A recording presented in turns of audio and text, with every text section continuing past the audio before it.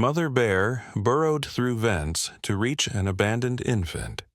What happened next was shocking. Let us know where you're watching from.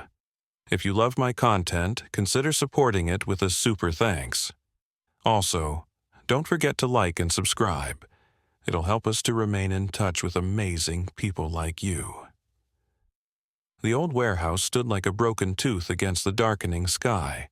Rain drummed against its rusted metal roof, each drop echoing through the empty halls inside.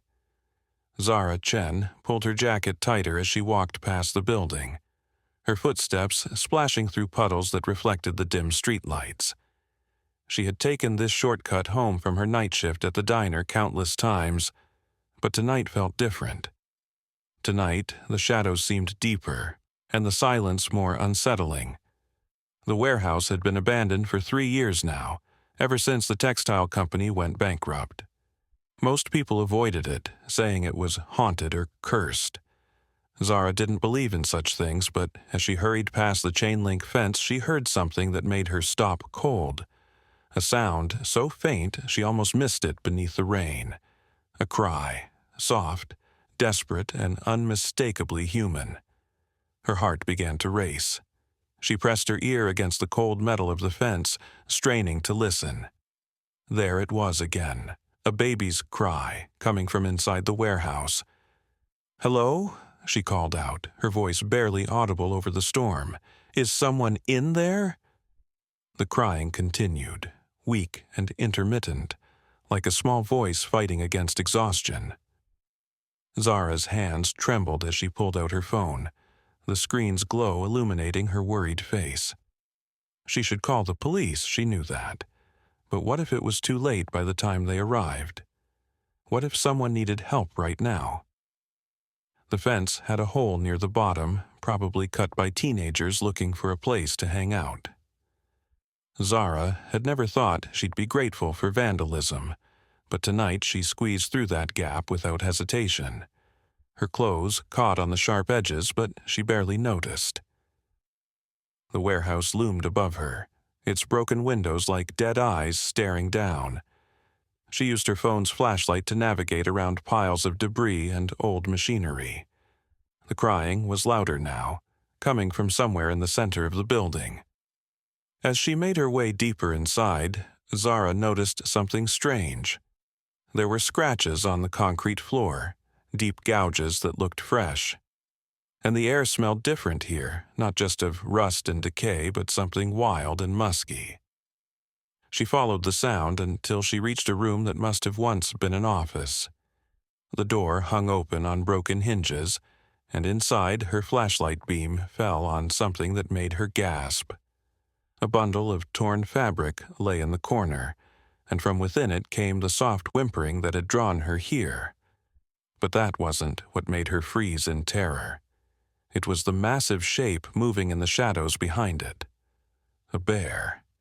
A huge, dark brown bear was crouched near the bundle, its eyes reflecting her flashlight beam like amber coins. Zara's breath caught in her throat. She wanted to run, but her legs wouldn't move. The bear was between her and the crying baby. For a moment that felt like eternity, woman and bear stared at each other. Then the animal did something that defied everything Zara thought she knew about wild creatures. It stepped back, almost as if it was giving her space, and made a low, gentle rumbling sound. The baby's crying had stopped. In the silence that followed, Zara could hear her own heartbeat thundering in her ears. She took a shaky step forward, then another. The bear watched her but didn't move to attack. "Easy," she whispered, not sure if she was talking to the bear or herself. "I'm not going to hurt anyone." As she got closer, she could see the baby more clearly. It was tiny, maybe only a few weeks old, wrapped in what looked like an old sweater. Its face was pale, lips slightly blue from the cold. But it was alive, breathing, and when it saw her, it made a small sound that wasn't quite a cry. The bear rumbled again, softer this time, and Zara realized something that sent chills down her spine. The animal's fur around its chest and paws was damp, not from rain, but from what looked like milk? And the baby, despite being abandoned in this terrible place, looked like it had been cared for. That's when she noticed the hole in the wall, a jagged opening that looked like it had been clawed and torn from the outside. Metal vent covers lay scattered on the floor, bent and twisted. Something had forced its way in here, something powerful and determined. The bear made another sound, almost like it was trying to communicate. It looked at her, then at the baby, then back at her. Its message was clear, even without words. Help. Zara's mind reeled. Was this mother bear actually protecting the baby? Had it somehow been feeding it?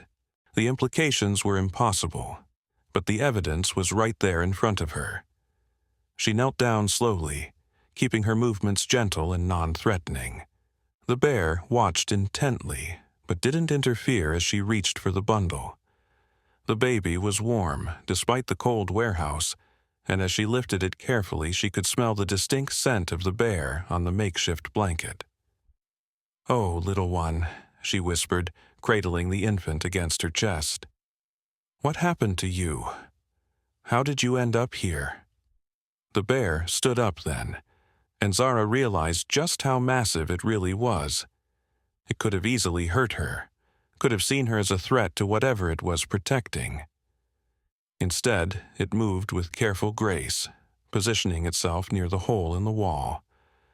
That's when Zara heard voices outside, male voices, getting closer. "You sure this is the place?" one of them said. "Yeah, this is where we left it. Should be gone by now, one way or another." Zara's blood turned to ice. They were talking about the baby. Someone had deliberately left this innocent child here to die. Her grip tightened protectively around the infant, who had begun to stir in her arms, making soft mewing sounds. The bear's head snapped toward the voices, its ears pricked forward. A low growl rumbled from deep in its chest, so quiet that Zara felt it more than heard it. The animal's entire body had gone rigid, every muscle tensed for action. "I still don't like this, Marcus," the second voice said, clearer now as they approached the building. There had to be another way. Another way? The first voice, Marcus, sounded harsh and impatient.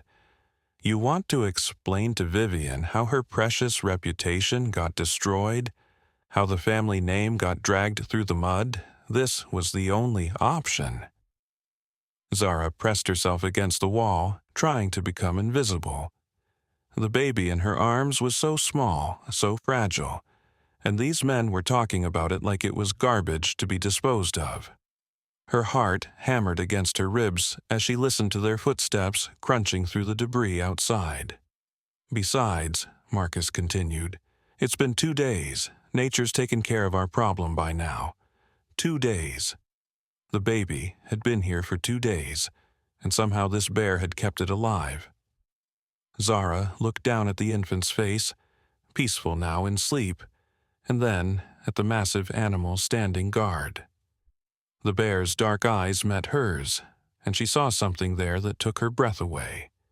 Intelligence, understanding, and something that looked almost human in its depth of emotion. "What if someone finds it?" the second man asked. "What if there's an investigation? Who's going to investigate? This place has been abandoned for years. Even if someone stumbles across remains, they'll just think it was animals. Wild dogs, maybe a bear from the forest." The cruel irony of his words wasn't lost on Zara. A bear had found the baby, but instead of harming it, the animal had somehow become its protector. The footsteps were getting closer now, and she could see the beam of a flashlight sweeping across the broken windows. The bear shifted position, moving closer to her and the baby. Its massive paw came to rest just inches from where she sat, not threatening, but protective. "Let's just get this over with," Marcus said. "Check to make sure it's dealt with and then we can put this whole mess behind us." Zara's mind raced. She needed to get out of here with the baby, but these men were blocking the way she'd come in. The hole in the wall that the bear had created was too high up for her to reach with an infant in her arms. She was trapped. The baby began to fuss again, tiny hands waving in the air. Zara gently rocked it, trying to keep it quiet, but she could feel panic rising in her throat. If the men heard the crying, if they realized the baby was still alive. The bear seemed to sense her distress. It moved even closer, its huge body creating a wall between her and the approaching voices. Then it did something that made Zara's heart skip a beat. The animal opened its mouth and very gently took the edge of her jacket between its teeth, tugging softly. It was trying to lead her somewhere. Zara looked where the bear was indicating and saw another opening she hadn't noticed before. Not a hole torn in the wall, but what looked like an old maintenance tunnel, partially hidden behind a fallen beam. The opening was low and narrow, but big enough for a person to crawl through. "The smell in here is terrible," one of the men said from outside. They were almost at the entrance now. "That's what happens when something dies and rots," Marcus replied coldly. "Come on, let's just verify and get out. This place gives me the creeps."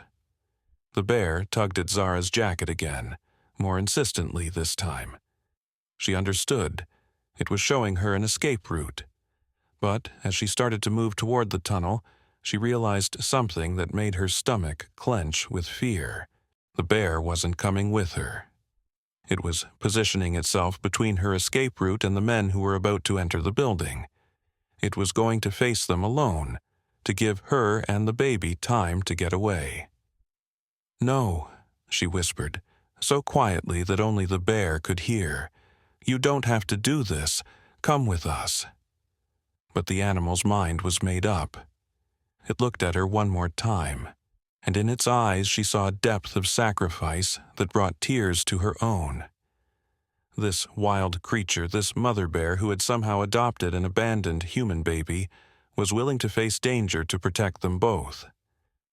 The first flashlight beam swept into the room just as Zara disappeared into the tunnel with the baby clutched against her chest. Behind her, she heard Marcus's voice, sharp with shock. "What the hell is that?" The bear's roar shook the entire building. It was a sound of pure fury, of a mother protecting her young, of wild strength unleashed. Zara crawled faster through the narrow tunnel, the baby pressed close to her heart as chaos erupted behind them. "It's a bear! A goddamn bear!" the second man screamed. "How did it get in here?" Marcus shouted back. Another roar, closer this time, and the sound of something heavy crashing into metal. The men were yelling, their voices high with panic, and Zara could hear them scrambling over debris as they tried to escape. The tunnel seemed to go on forever. Her knees scraped against rough concrete, and her back ached from staying crouched low, but she kept moving. The baby had gone quiet again, as if it somehow knew they needed to stay hidden. Finally, she saw light ahead. The tunnel opened into another part of the warehouse, a section that looked like it had once been used for storage. Stacks of old crates created hiding places among the shadows, and there was another exit here, a loading dock door that hung partially open. Zara pulled herself out of the tunnel and sat against a crate, catching her breath. The baby looked up at her with dark, serious eyes, and she found herself whispering to it. "It's okay, little one. We're safe now. That brave mama bear saved us both." But even as she said the words, she wondered if they were true. What had happened to the bear? Had it gotten away from those men? Or had it paid the ultimate price for protecting them? The sounds of shouting had faded, replaced by an eerie silence that made her skin crawl. She needed to get out of here, needed to get the baby to safety and call the police. But first, she had to know if the bear was all right. Moving carefully, she made her way back toward the main part of the building, staying hidden behind machinery and debris. The baby remained quiet in her arms, almost as if it understood the danger they were still in. She reached a broken window that gave her a view of the room where she'd first encountered the bear. Her heart sank when she saw it was empty. No bear, no men, just scattered debris and the lingering scent of wild animal and human fear. But then she noticed something that made her blood run cold. There was fresh blood on the concrete floor, dark drops that caught the light from her phone. Not a lot, but enough to tell a story she didn't want to believe. A sound from outside made her freeze. Footsteps, slow and deliberate, circling the building. Someone was still out there, still searching. "I know you're in there," Marcus's voice called out, no longer panicked but coldly determined. "We saw the tracks leading away from the bear. Someone else was here. Someone took what doesn't belong to them." Zara's heart hammered as she realized the truth. The men hadn't been scared off permanently. They'd tracked the bear's movements and figured out that someone else had been in the building. Someone who might have taken the baby they'd left to die. "Listen to me carefully," Marcus continued, his voice echoing through the empty warehouse. "That baby is a problem that needs to stay solved. Return it, walk away, and nobody gets hurt. Keep it, and you become a problem too." The baby stirred in her arms, and Zara gently rocked it back to sleep. There was no way she was giving this innocent child back to these monsters, but she also knew she was in serious danger now. These weren't just people who had made a terrible mistake. They were people who had planned this, who were willing to kill to keep their secrets safe. She needed help, but her phone had no signal in the warehouse. She'd have to get outside to call for help, but that meant risking exposure to the men who were hunting for her. That's when she heard it. A sound so soft she almost missed it. The gentle padding of large paws on concrete, coming from somewhere deeper in the warehouse. Her heart leaped with hope and relief. The bear was alive. But as the sound got closer, Zara realized something was wrong. The footsteps were uneven, favoring one side. The bear was hurt, possibly badly, but it was still moving, still searching, still protecting. The footsteps outside had stopped, and Marcus's voice came again, closer now to her hiding spot. "We can do this the easy way or the hard way, but that baby doesn't leave here alive. Neither do you if you make the wrong choice." Zara pressed herself deeper into the shadows behind the crates, her mind racing. The baby had fallen asleep again, its tiny chest rising and falling peacefully against hers. How could something so innocent be the target of such evil? The sound of the injured bear's footsteps was getting closer, and she could hear something else now, too. A strange, rhythmic tapping, like claws on metal. The bear was moving through the warehouse's ventilation system, just like it had when it first found the baby. Suddenly, her phone buzzed with a text message. The sound seemed impossibly loud in the silence, and she quickly muted it. But as she looked at the screen, her blood turned to ice. The message was from an unknown number. "I know you're hiding with my grandchild. Bring the baby to the east entrance, come alone, or more people will get hurt tonight." Grandchild. The word hit her like a physical blow. This wasn't just about reputation or family secrets. Someone had tried to murder their own grandchild. Another message appeared. "You have 10 minutes. The bear won't be able to protect you much longer." How did they know about the bear? How did they even know she was the one who had found the baby? Zara's hands trembled as she realized the truth. These people weren't just killers. They were organized, connected, and they had been watching the warehouse. A new sound reached her ears, something that made her stomach clench with dread. The bear's breathing was labored now, harsh and uneven. Whatever injuries it had sustained in the confrontation with Marcus and his partner were getting worse. She had to make a choice: stay hidden and hope help would come, or try to get the baby out while she still could. But first, she needed to understand what she was really dealing with. Zara carefully opened her phone's camera and switched it to record. If something happened to her, at least there would be evidence. She whispered into the phone, keeping her voice barely audible.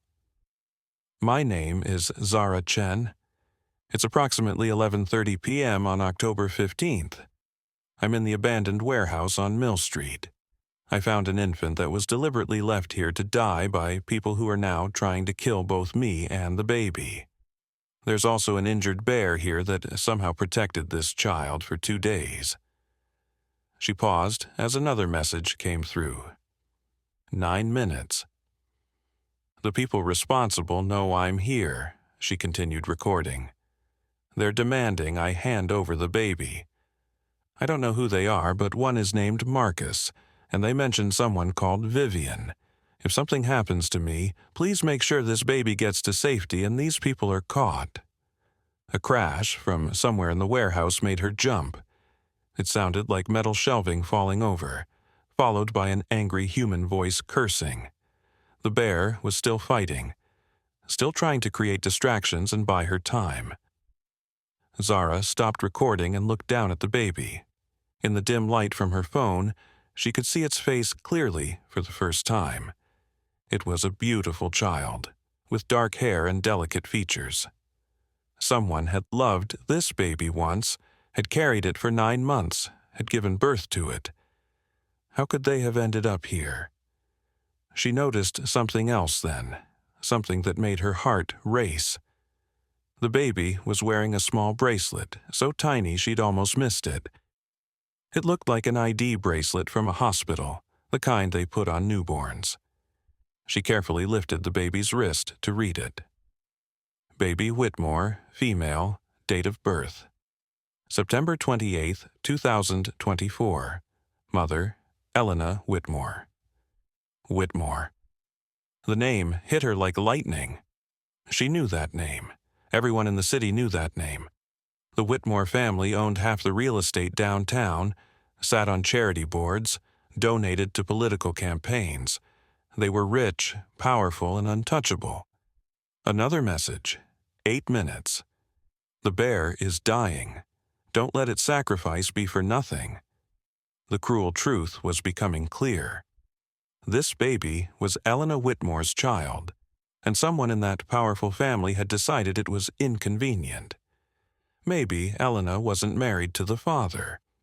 Maybe the timing was wrong for their public image. Maybe the baby represented some kind of scandal they couldn't afford. So they had brought it here to die, expecting nature to take care of their problem. They never expected a wild animal to become its guardian angel. Zara heard the bear moving again, closer now. Its breathing was getting worse, but it was still trying to reach her. Still trying to protect the baby it had somehow claimed as its own. She made her decision.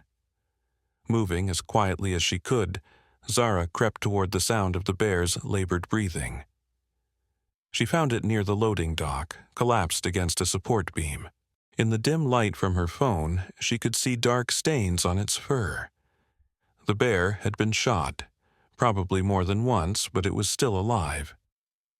When it saw her approaching with the baby, the bear made a soft rumbling sound, almost like purring.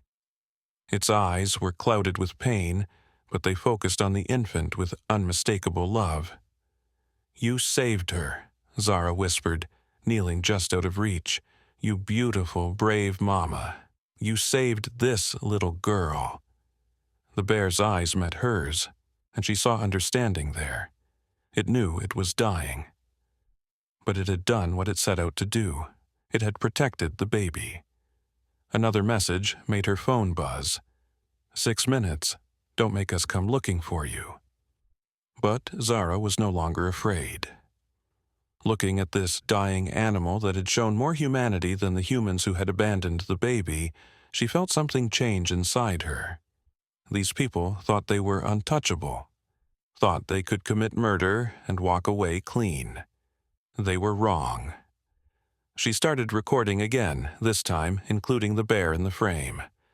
"This is evidence of the most incredible thing I've ever seen," she said quietly. "A mother bear found an abandoned baby and kept it alive for 2 days. She's been shot trying to protect it from the people who left it here to die. The baby's name is Elena Whitmore's daughter, and someone in the Whitmore family ordered her death."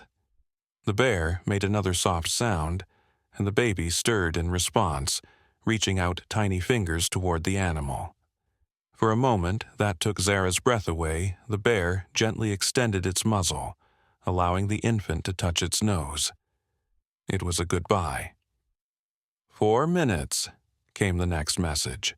"We have people at every exit now. You can't run."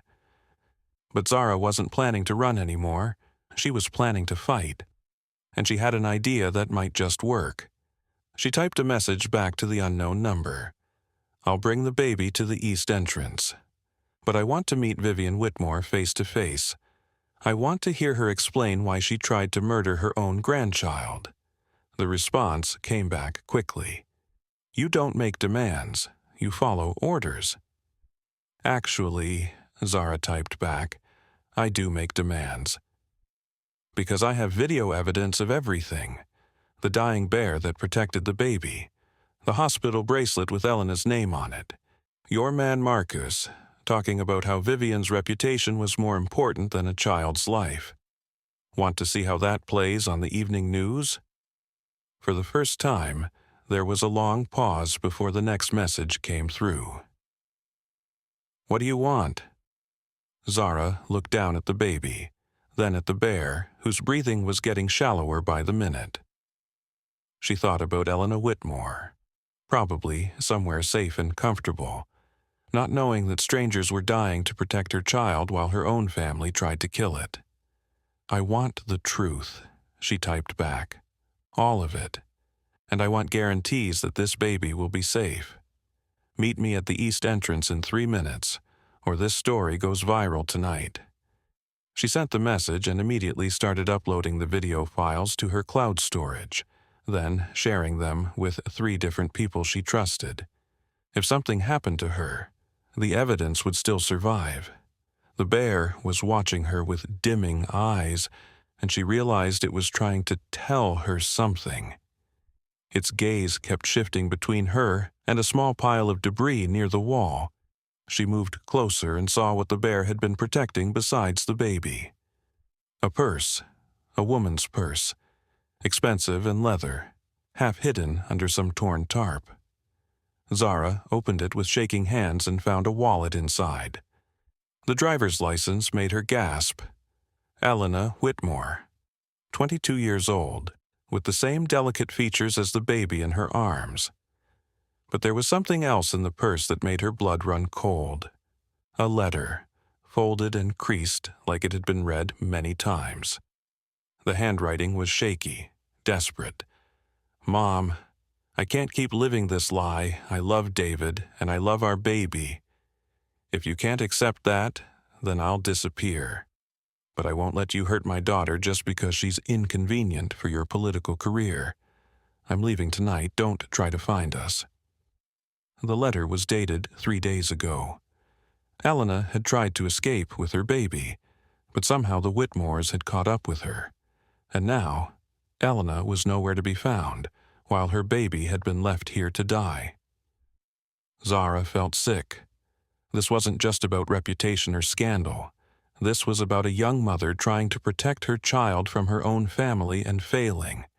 Her phone buzzed with one final message. "East entrance. Now come alone, or Elena dies too." The bear's eyes had closed, its breathing barely visible now. But it had done enough. It had kept the baby alive long enough for someone to find the truth. Zara carefully picked up Elena's purse, keeping the baby secure in her other arm. Whatever was waiting for her at the east entrance, she was going to face it with evidence that could destroy the Whitmore family's Karef. As she walked toward what might be her final confrontation, she whispered to the sleeping baby, your mama tried to save you, little one. And now it's my turn."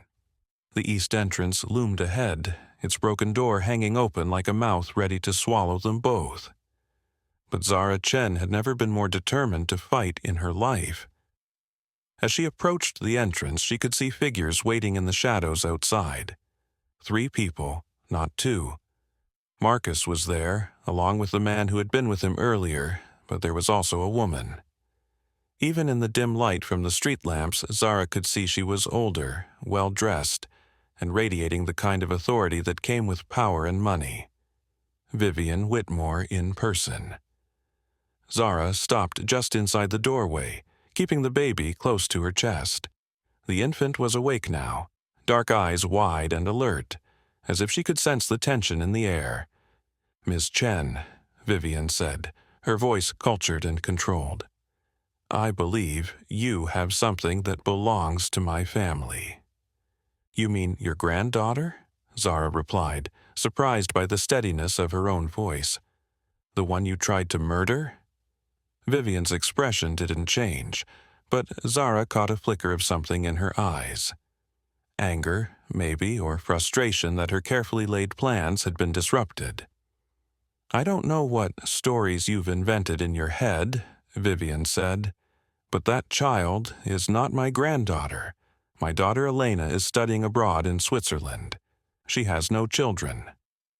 The lie was so smooth, so rehearsed, that Zara almost admired the woman's skill. But she had evidence now, evidence that would destroy these lies. "Really?" Zara said, pulling Elena's purse from under her arm. "Then why did I find this in the warehouse? Your daughter's purse with her ID and a letter she wrote to you 3 days ago?" For the first time, Vivian's composure cracked. Her eyes fixed on the purse with an intensity that confirmed everything Zara had suspected. "Where is Elena?" Zara demanded. "What did you do to her?" Marcus stepped forward, his hand moving toward to something under his jacket. "Enough talk. Give us the baby, and maybe you walk out of here." But before he could draw whatever weapon he was reaching for, a new voice cut through the night air. "Nobody moves." Everyone turned to see a man stepping out of the shadows behind Vivian. He was young, maybe late 20s, with sandy hair and the same delicate features as the baby in Zara's arms. But what caught her attention wasn't his appearance. It was the gun in his hand, pointed directly at Vivian Whitmore. "David!" Vivian's voice was sharp with shock. "What are you doing here?" David, the name from Elena's letter, the baby's father. "I'm here for my daughter," David said, his voice shaking with emotion. "And I want to know where Elena is." Vivian's mask of control was slipping completely now. "David, you don't understand. This situation is complicated. Complicated." David's voice rose. "You kidnapped Elena. You took our baby and left her in that warehouse to die. How is that complicated?" Zara felt the pieces clicking into place. David had been looking for Elena and the baby. He'd probably been watching the warehouse, waiting for an opportunity to act. But like her, he'd discovered more than he'd bargained for. "Elena made her choice," Vivian said coldly. "She chose to embarrass this family, to ruin everything we've built. The scandal of an unmarried daughter with a child would have destroyed my Senate campaign." Senate campaign. Zara's mind reeled. Vivian Whitmore was running for Senate, and she'd been willing to commit murder to protect her political ambitions. "So you decided to kill your own granddaughter?" David's hand was trembling, but his aim never wavered.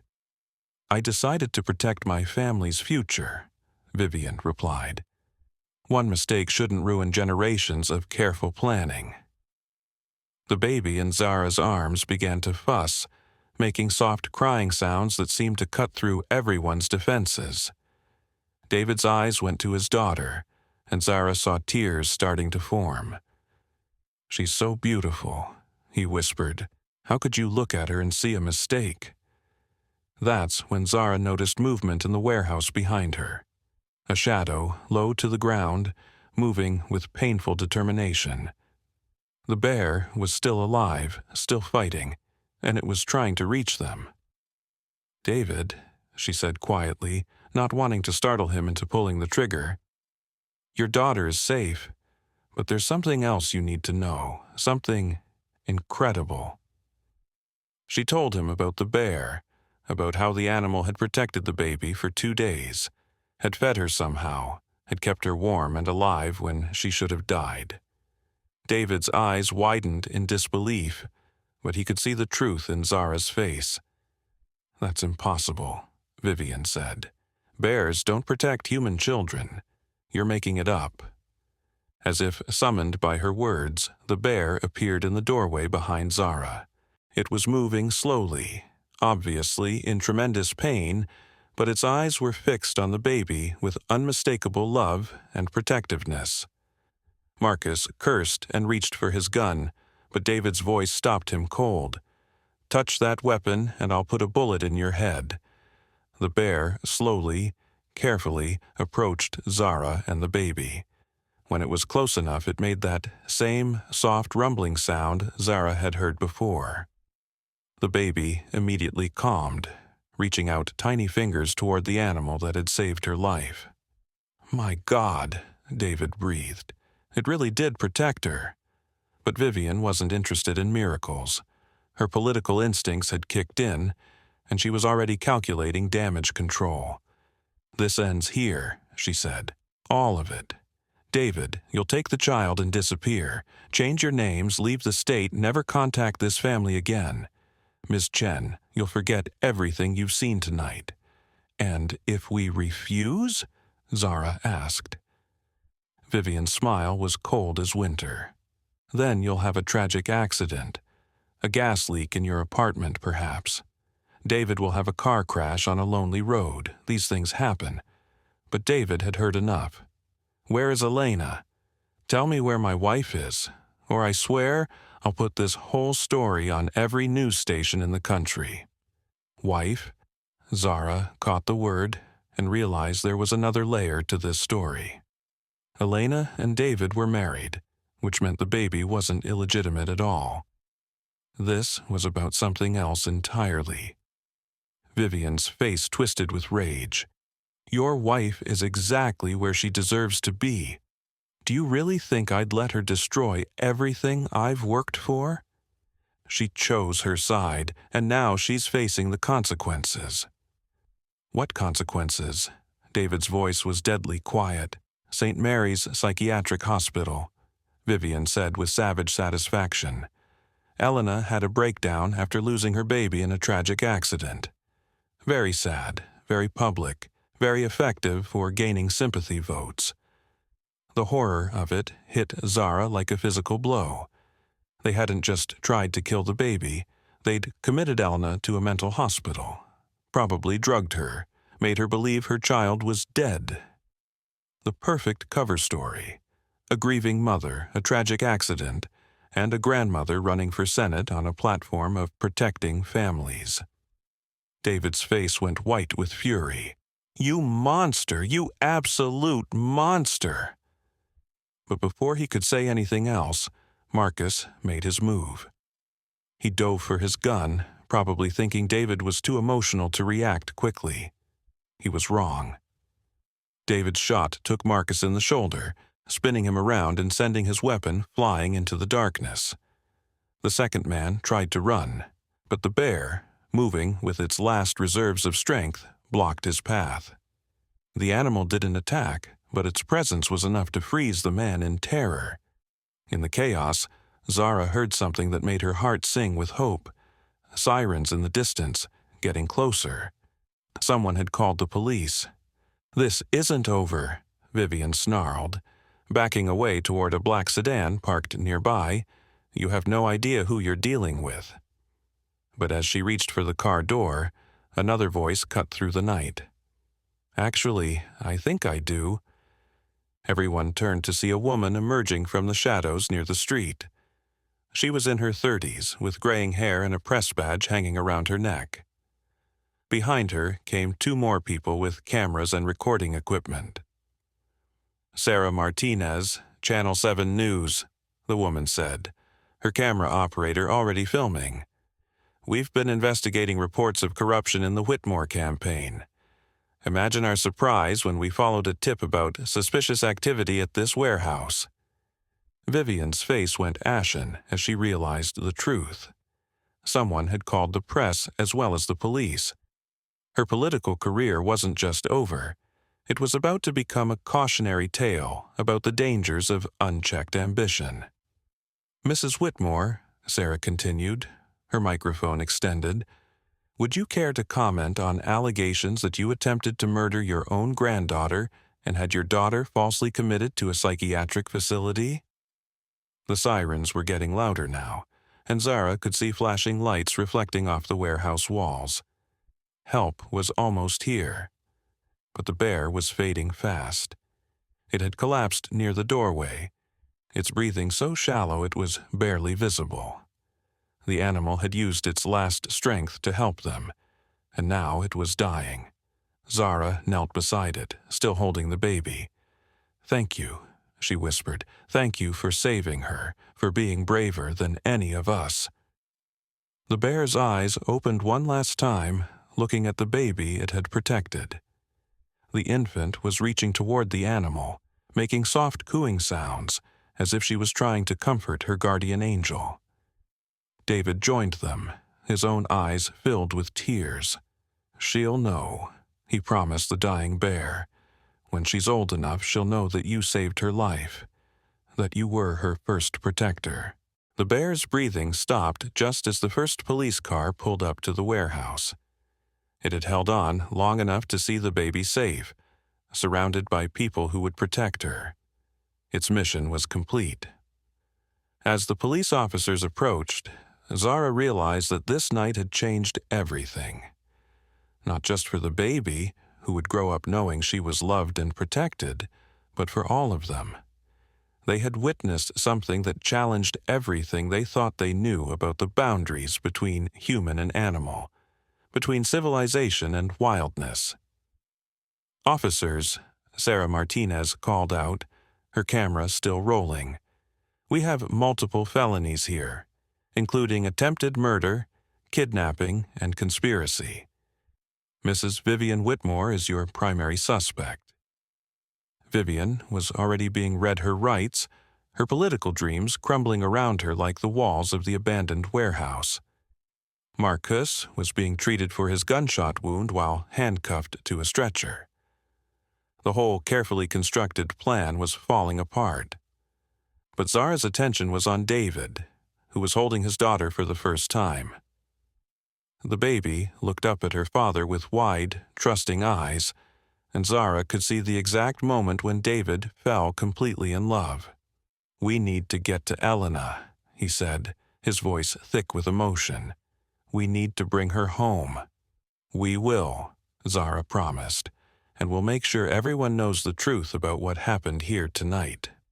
As the police and paramedics took over the scene, Zara looked back at the bear one last time. Tomorrow, the story would be about corruption and political scandal, about a family torn apart by ambition and greed. But she would never forget the real hero of this night. A wild animal who had shown more humanity than the humans who had started this nightmare. The baby's soft cry brought her attention back to the present. There would be time for grief later, time to honor the bear's sacrifice. Right now, there was a family to reunite and a future to protect. The first chapter of this baby's life had been written in darkness and cruelty, but it had also been marked by incredible courage and love. Whatever came next, she would grow up knowing that sometimes angels come in unexpected forms, and that love could bridge any gap, even the one between human and wild. But as the police finished processing the scene and the last of the news crews packed up their equipment, Zara realized their fight was far from over. Standing near the ambulance where the bear's body was being carefully loaded, she overheard a conversation between two detectives that made her blood run cold. St. Mary's isn't going to just release Elena Whitmore because we ask nicely, Detective Rodriguez was saying to his partner. The commitment papers are all legal. Vivian had 2 doctors sign off on it, and there's a whole file documenting Elena's supposed breakdown. What kind of breakdown? Detective Kim asked. According to the paperwork, she became violent and delusional after losing her baby, started claiming the child was still alive, that her mother was trying to kill them both. Classic signs of postpartum psychosis, or so the doctors said. Zara felt sick. The truth had been turned upside down, painted as delusion. Elena's desperate attempts to protect her child had been used as evidence of her mental instability. David, who had been giving his statement nearby, overheard the conversation too. "You're saying they might not let me see my wife?" "It's complicated," Detective Rodriguez said gently. "Legally, she's been committed for her own safety and the safety of others. Vivian Whitmore has medical power of attorney. Even with tonight's arrests, it could take weeks to sort through the legal paperwork." "Weeks?" David's voice cracked. "She thinks our daughter is dead. She's been suffering alone for 3 days, and you want her to suffer for weeks more." That's when Zara remembered something from Elena's purse. She'd been so focused on the letter and ID that she'd missed other contents. Pulling the purse out of the evidence bag with Detective Rodriguez's permission, she searched through it more carefully. "There," she said, pulling out a small digital voice recorder. Elena was recording something. The detective took the device and pressed play. Elena's voice, shaky but determined, filled the night air. "My name is Elena Whitmore Santos.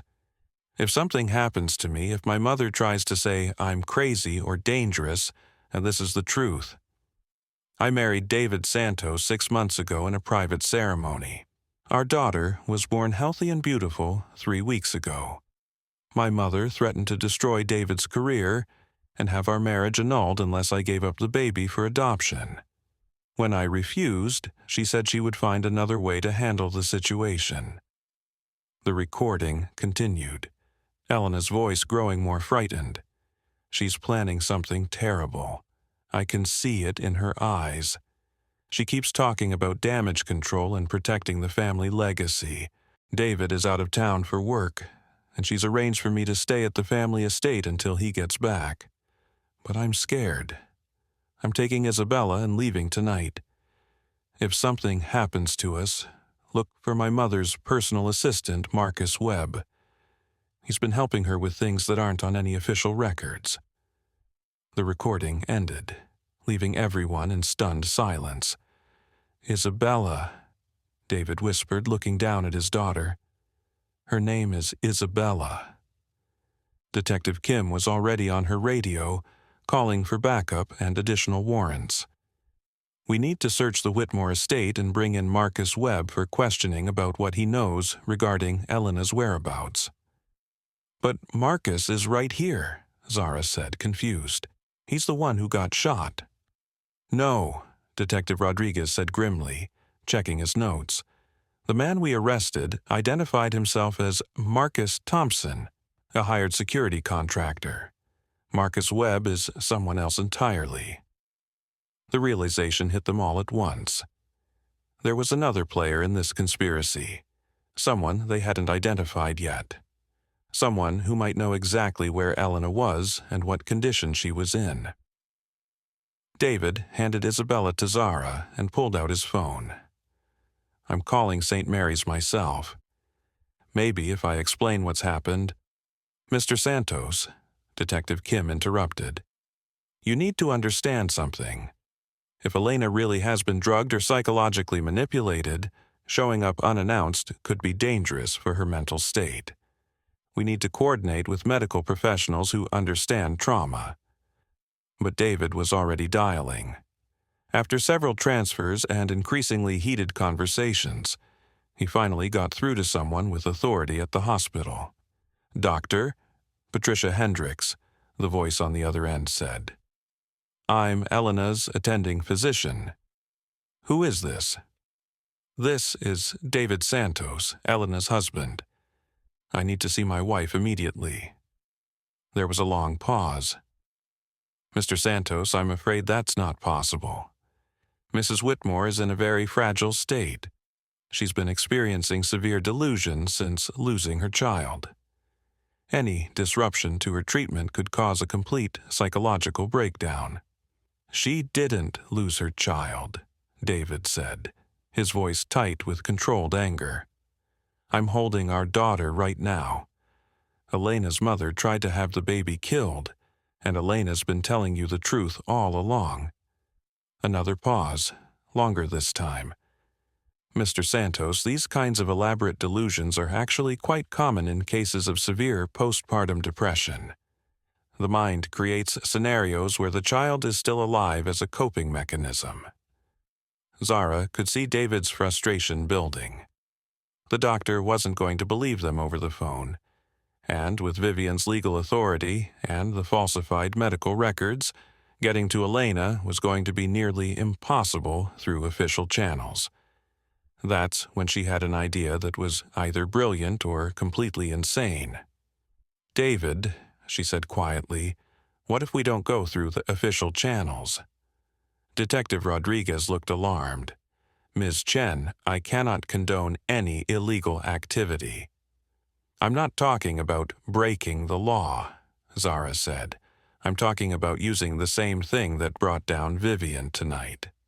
Public pressure. She pulled out her phone and opened her social media accounts. The videos she'd recorded in the warehouse were already going viral, shared thousands of times in just the past few hours. The story of the mother bear protecting an abandoned baby had captured people's imaginations, but more importantly, it had captured their hearts. What if we tell Elena's story? Zara continued. What if we show the world that she's being held against her will, that she was telling the truth all along? Make it so expensive politically for anyone to keep her locked up that they have no choice but to release her. Sarah Martinez, who had been interviewing other witnesses, overheard the conversation and approached their group. Did someone say something about public pressure? She asked with a knowing smile. Because I think you're going to want to see this. She showed them her phone, where the hashtag number sign Save Elena was already trending nationwide. People were sharing the story, demanding answers, calling for investigations into St. Mary's Hospital and the entire Whitmore political machine. The hospital's phone lines are jammed, Sarah said. The governor's office is getting calls. 3 other news stations have picked up the story. By morning, this is going to be international news. Dr. Hendricks was still on David's phone, and she'd apparently been listening to their conversation.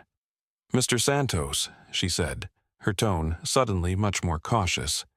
Perhaps we should arrange a meeting to discuss Mrs. Whitmore's situation.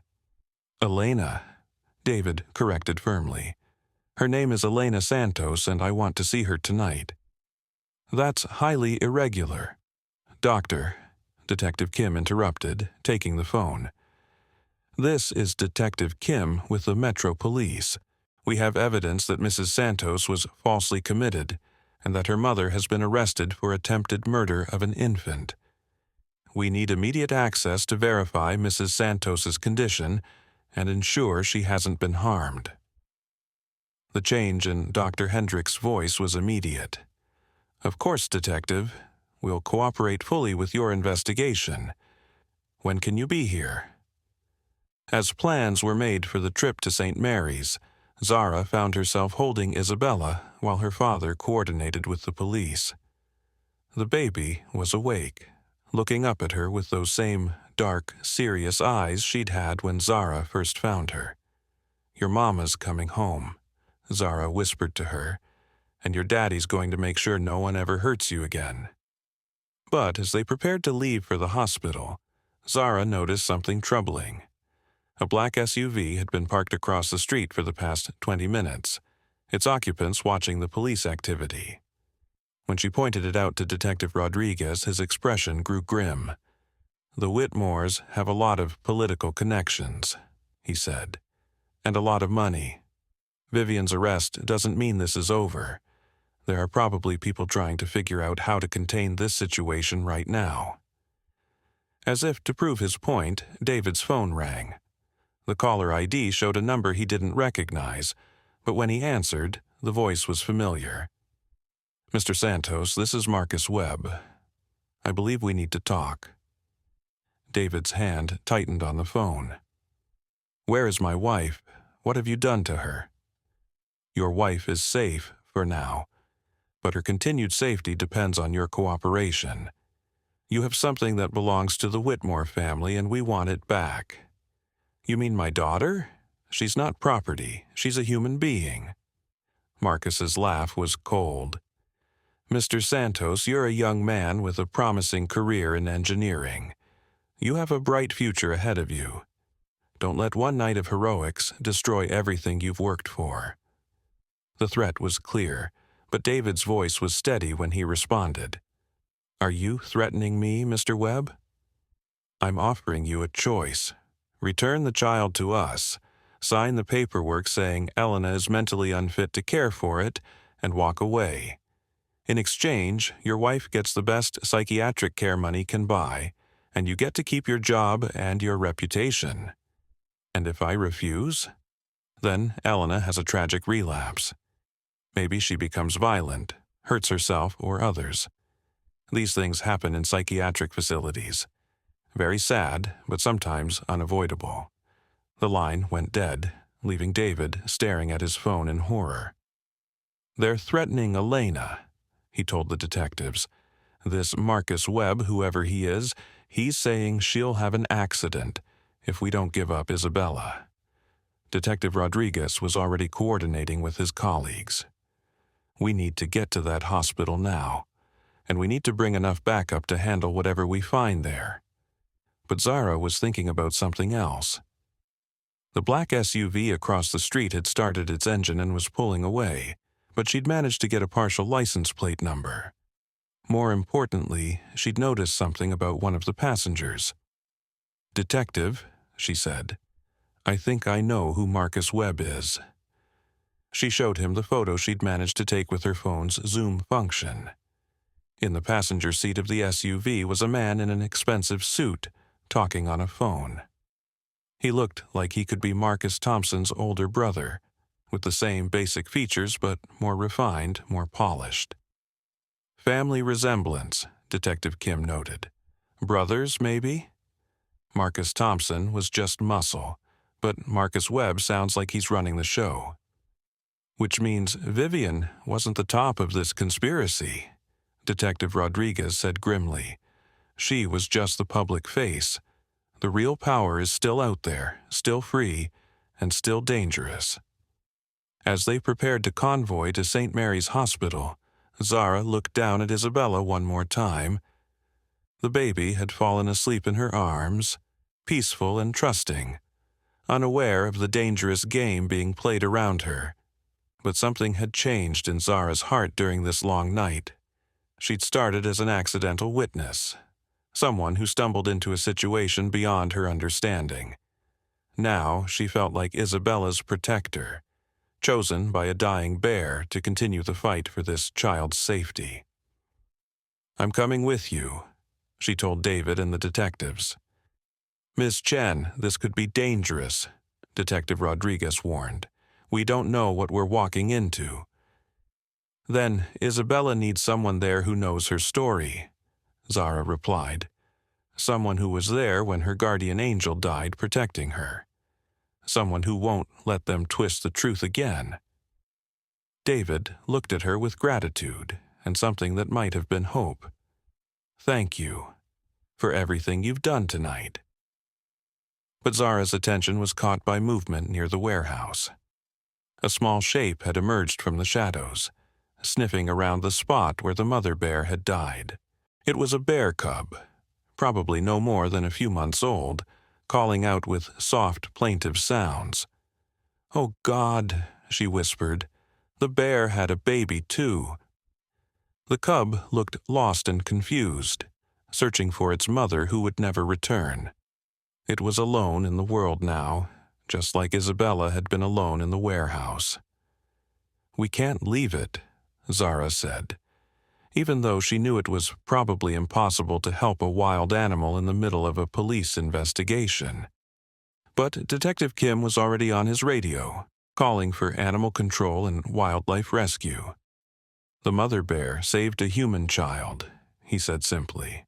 "Least we can do is make sure her cub gets a chance, too." As they finally left the warehouse behind, heading toward what they hoped would be Elena's rescue, Zara realized that this night had created connections that would last a lifetime. Between a woman and a child she'd found by accident. Between a father and the daughter he'd thought he'd lost. Between humans and the wild animals who had shown them what true courage looked like. The next few hours would determine whether love was stronger than money and power, whether truth could overcome lies and manipulation. But as they drove through the dark streets toward St. Mary's Hospital, Zara held Isabella close and made a silent promise. Whatever it took, wherever this led, she would see this family reunited. The mother bear's sacrifice would not be in vain. 3 hours later, they stood in the sterile hallway of St. Mary's Hospital, their convoy of police cars having created quite a stir in the normally quiet facility. Dr. Hendricks had met them at the entrance, her professional composure barely masking her nervousness as the full weight of the situation became clear. "Before we proceed," she said, wringing her hands, "I need you to understand that Elena has been heavily sedated. The medications we've been giving her, they were prescribed based on Vivian Whitmore's insistence that Elena was a danger to herself and others." "What kind of medications?" Detective Rodriguez asked sharply. "Antipsychotics, mood stabilizers, drugs that would make her thoughts cloudy, make it difficult for her to distinguish reality from what we were told were delusions." David's face went white with rage. "You've been drugging my wife into submission." Dr. Hendricks looked genuinely ashamed. "We believed we were helping her." The documentation was so thorough, so convincing. Mrs. Whitmore presented as a concerned mother dealing with a daughter's complete psychological breakdown. They followed her through a maze of corridors to the psychiatric wing. The hallways here were painted in soothing pastels, but Zara could feel the oppressive weight of institutional control in every locked door they passed. Elena's room was at the end of the hall, a private space with a window that looked out onto the hospital's garden. But the woman lying in the narrow bed bore little resemblance to the vibrant young mother in the photos from her purse. Elena was awake but staring blankly at the ceiling, her once beautiful hair matted and unkempt. Her face was gaunt, her eyes hollow with the kind of emptiness that came from having your reality systematically denied and destroyed. "Elena?" David's voice broke as he approached the bed. "Baby, it's me. It's David." For a moment, Elena didn't react. Then her eyes slowly focused on his face, and Zara saw the exact moment when recognition dawned. Elena's mouth opened in a silent scream of relief and anguish. "David?" "But they said. They told me you were gone. That you'd left because I was crazy. Because I kept insisting our baby was alive when she was dead." "Isabella's not dead," David said, tears streaming down his face as he gathered his wife into his arms. "She's right here, Elena. She's safe." Zara stepped forward, still holding the sleeping baby. As Elena's eyes fell on her daughter, the transformation was immediate and miraculous. The emptiness vanished, replaced by a fierce, protective love that seemed to light her up from within. "My baby," Elena whispered, reaching out with trembling hands. "My Isabella. They kept telling me she was gone, that I was imagining things, but I knew. A mother knows." As Zara placed Isabella in Elena's arms, the baby seemed to sense her mother's presence even in sleep. She nestled closer, and Elena began to cry, not tears of sadness, but of pure, overwhelming joy. "I thought I was going insane," Elena said, her voice gaining strength with each word. "They kept showing me fake death certificates, fake funeral photos. They said I'd attended her burial but blocked it out due to trauma. But something inside me always knew they were lying." Dr. Hendricks was taking notes frantically, documenting everything Elena said. "Mrs. Santos, I need to apologize. We were completely deceived by your mother's presentation. The evidence she provided was so thorough." "What evidence?" Detective Kim asked. "Hospital records showing a stillbirth, death certificates, even photos of Elena at what appeared to be a funeral service, though she was clearly heavily medicated in them. The scope of the conspiracy was staggering. They'd created an entire false narrative, complete with forged documents and staged photographs, all to support the lie that Isabella was dead and Elena was delusional." David's phone buzzed with a text message.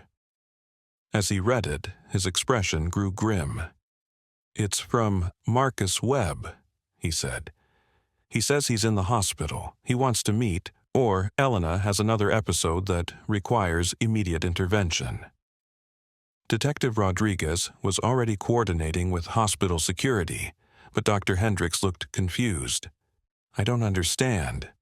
Who is Marcus Webb? We don't have anyone by that name on staff." That's when Zara realized the truth. He's not on staff. He's been posing as someone else. "Doctor, who authorized Elena's treatment? Who's been giving the orders for her medication?" Dr. Hendricks checked her tablet. "Doctor, Marcus Wellington, our head of psychiatric services. He's been overseeing Elena's case personally." The pieces fell into place with sickening clarity. Marcus Webb had been operating inside the hospital under a false identity, controlling Elena's treatment directly. He'd been the one drugging her, the one reinforcing the lies about Isabella's death. "Where is Dr. Wellington now?" Detective Kim demanded. Before Dr. Hendricks could answer, the lights in Elena's room flickered and went out. Emergency lighting kicked in, casting everything in an eerie red glow. "Lockdown protocol," a voice announced over the hospital's PA system. "All visitors and non-essential personnel, please remain in place." Detective Rodriguez was on his radio immediately. "This is not a drill. We have a hostile actor in the building. I need all units to converge on the psychiatric wing." But Zara was focused on something else. Through the window of Elena's room, she could see a figure moving across the hospital's garden. He was walking calmly, deliberately, as if he had all the time in the world. "There," she said, pointing. "That's him." Marcus Webb, or Marcus Wellington, or whoever he really was, stood in the center of the garden, illuminated by the outdoor security lights. He was looking directly at Elena's window, and even from this distance, Zara could see him smile. He raised something to his mouth, a radio or phone, and his voice came through the hospital's PA system. "David Santos, you have exactly 5 minutes to bring the child to the garden. Come alone, or I activate the backup plan." "What backup plan?" David demanded. But his question was answered by Dr. Hendricks' gasp of horror. "The fourth line," she said, staring at Elena's arm where a drip was still connected. "That's not saline. He changed it to something else before he left." Elena was still holding Isabella, but her eyes were becoming unfocused again. Whatever was in that IV was designed to incapacitate her quickly. "Get it out!" David shouted, but Dr. Hendricks was already working, carefully removing the needle while checking Elena's pulse. "Her vitals are dropping. Whatever he gave her, it's strong. We need to get her to the ER immediately." But Elena gripped Isabella tighter, even as her strength faded. No, she whispered fiercely. They're not taking her again. I won't let them. Zara made a decision that terrified and inspired her in equal measure. David, take Elena to the ER. Make sure she gets the help she needs. What are you going to do? I'm going to end this. She looked down at Isabella, who was awake now and looking up at her with those same trusting dark eyes. Webb wants the baby? He can negotiate with me. Zara, no, it's too dangerous. But Zara was already moving toward the door. Detective Rodriguez, I need you to trust me. Give me 5 minutes alone with him before you move in. Absolutely not. You're a civilian. I'm the person who found Isabella in that warehouse. I'm the one who watched a mother bear die protecting her. If anyone has the right to face this monster, it's me. Something in her voice must have convinced them, because Detective Rodriguez stepped aside. 5 minutes, then we come in, whether you're done or not. Zara made her way through the hospital corridors, past frightened staff and confused patients, carrying Isabella like she was the most precious thing in the world. Which, she realized, she was. The garden was peaceful despite the chaos inside the building. Marcus Webb stood near a fountain, still wearing his doctor's coat, still projecting an aura of calm authority. Miss Chen, he said as she approached, I have to admire your tenacity. Most people would have walked away by now. Most people didn't watch a wild animal show more humanity than you have. Webb smiled, but there was no warmth in it. Ah, yes, the bear. Quite touching, really, though ultimately pointless. She saved Isabella's life. Temporarily. But we always get what we want in the end, Miss Chen. The Whitmore family has too much power, too many connections to be brought down by one-night sentimentality. Isabella was looking around the garden with wide eyes, taking in the flowers and trees. She seemed completely unafraid, as if she knew she was protected. What do you want? Zara asked. Simple. Give me the child. And everyone walks away from this. Elena gets clean medical care, David keeps his job, and you get to go back to your normal life. The baby goes to a good family, wealthy, connected, able to provide opportunities you could never imagine. And if I refuse? Webb's expression didn't change, but something cold flickered in his eyes. Then Elena dies from her medication reaction. David has a tragic accident on his way home, and you, well, you'll simply disappear. These things happen more often than you'd think. Zara looked down at Isabella, who was reaching up toward her face with tiny fingers. The baby made a soft cooing sound, and suddenly Zara understood what the mother bear had felt. This wasn't just about protecting a child. It was about protecting the future, about ensuring that love and courage meant more than money and power. I have a counterproffer, she said. Webb raised an eyebrow. I'm listening. You turn yourself in, confess to everything, and make sure Elena gets the medical care she needs to recover from what you've done to her. In exchange, I don't release the rest of the videos. What videos? Zara smiled, and for the first time that night she felt like she had the upper hand. The ones the mother bear's cub led us to. It was a bluff, but Webb's expression suggested it was hitting home. You see, when we went back to check on the cub, he kept trying to lead us somewhere. Animals are smart that way. They remember important places. Turns out Mama Bear had been living in the old drainage tunnels under the warehouse for weeks, and she'd been collecting things. Interesting things. Webb's composure was starting to crack. Documents, photos, audio recordings. Seems like someone was using those tunnels to store evidence of their illegal activities. Insurance, maybe? Or blackmail material? Either way, it's all been uploaded to secure servers now. Every transaction, every forged document, every photo of Elena being drugged into compliance. The lie was elaborate, but it was working. Webb's face had gone pale, and his hands were shaking slightly. "You're bluffing." "Am I? Check your phone. I think you'll find some interesting notifications." Webb pulled out his phone, and Zara held her breath. She had no idea if her desperate gambit would work, but she'd been counting on one thing: that a man like Webb would have enemies, people who might be looking for an opportunity to bring him down.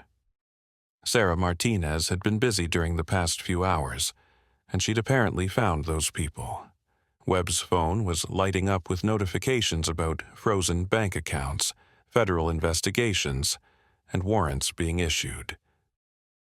"You see," Zara continued, "the story of the mother bear protecting Isabella has gone viral.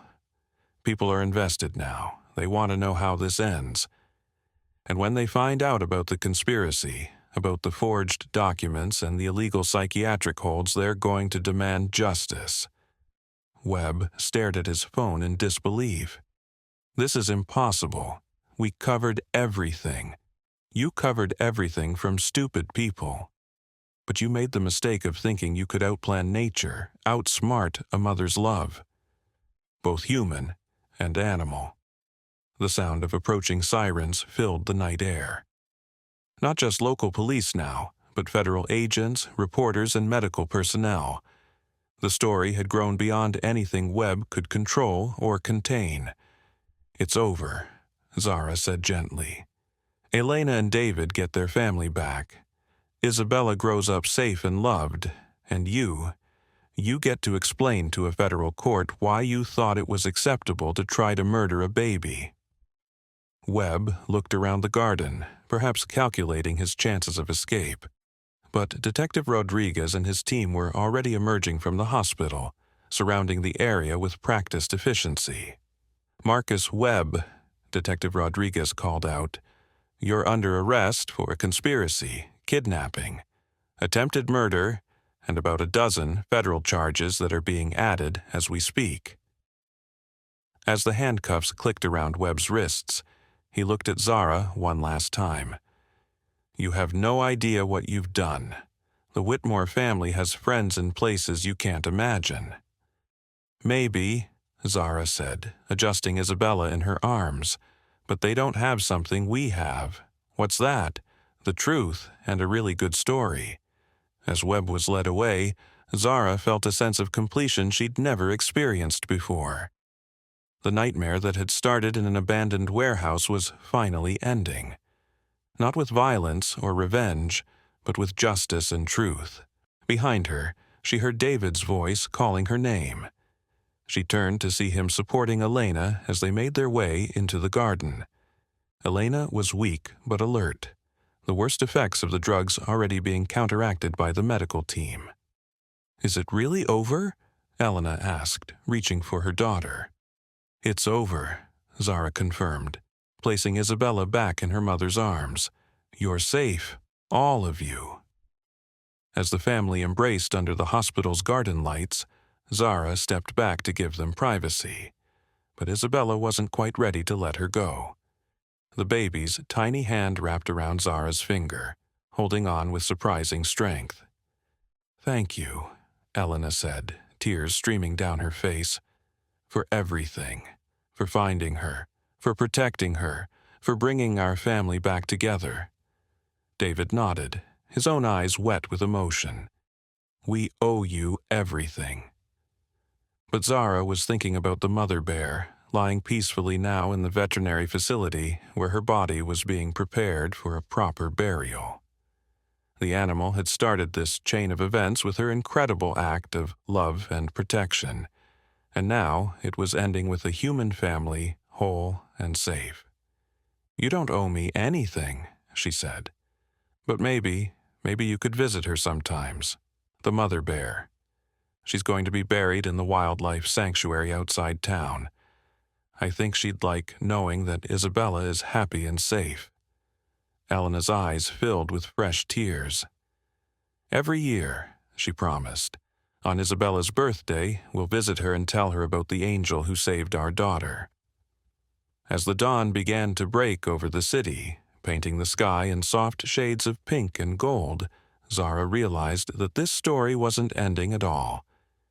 It was beginning. Isabella would grow up knowing she was loved not just by her parents, but by a wild creature who had seen something in her worth protecting. She would learn about courage from the bear who faced impossible odds, about sacrifice from the animal who gave her life for a human child, and about the power of love to bridge any gap. The mother bear's legacy would live on in this little girl, in the family that had been reunited, and in all the people who had been touched by this incredible story of interspecies compassion. And somewhere in the wildlife sanctuary, a small bear cub was learning to survive, cared for by humans who understood that love comes in many forms, and that sometimes the greatest heroes have fur and claws and hearts bigger than anyone could imagine. The circle was complete. The family was whole. And in a world that often seemed dark and cruel, the light of an extraordinary love continued to shine, proving that miracles don't always come from where we expect them, but they come when we need them most. Isabella Santos would grow up knowing that her first guardian angel was a mother bear, who chose love over fear, protection over safety, and sacrifice over survival. And she would carry that lesson with her always, knowing that sometimes the most profound connections happen between souls that speak different languages but share the same capacity for unconditional love. The story of the mother bear and the abandoned infant had become something greater, a testament to the power of love to overcome any obstacle, and a reminder that in our darkest moments, help can come from the most unexpected places. And in the years to come, whenever Isabella needed to remember her own strength, her parents would tell her about the brave bear who saw a helpless human baby and decided that some things are worth fighting for. Some love is worth dying for, and some bonds transcend every boundary between wild and civilized, animal and human, stranger and family. The mother bear's courage had saved more than just a baby that night. It had saved a family, exposed a conspiracy, and reminded the world that love, in all its forms, will always be stronger than hate, fear, or greed. Her sacrifice was not in vain. It was, instead, the beginning of something beautiful.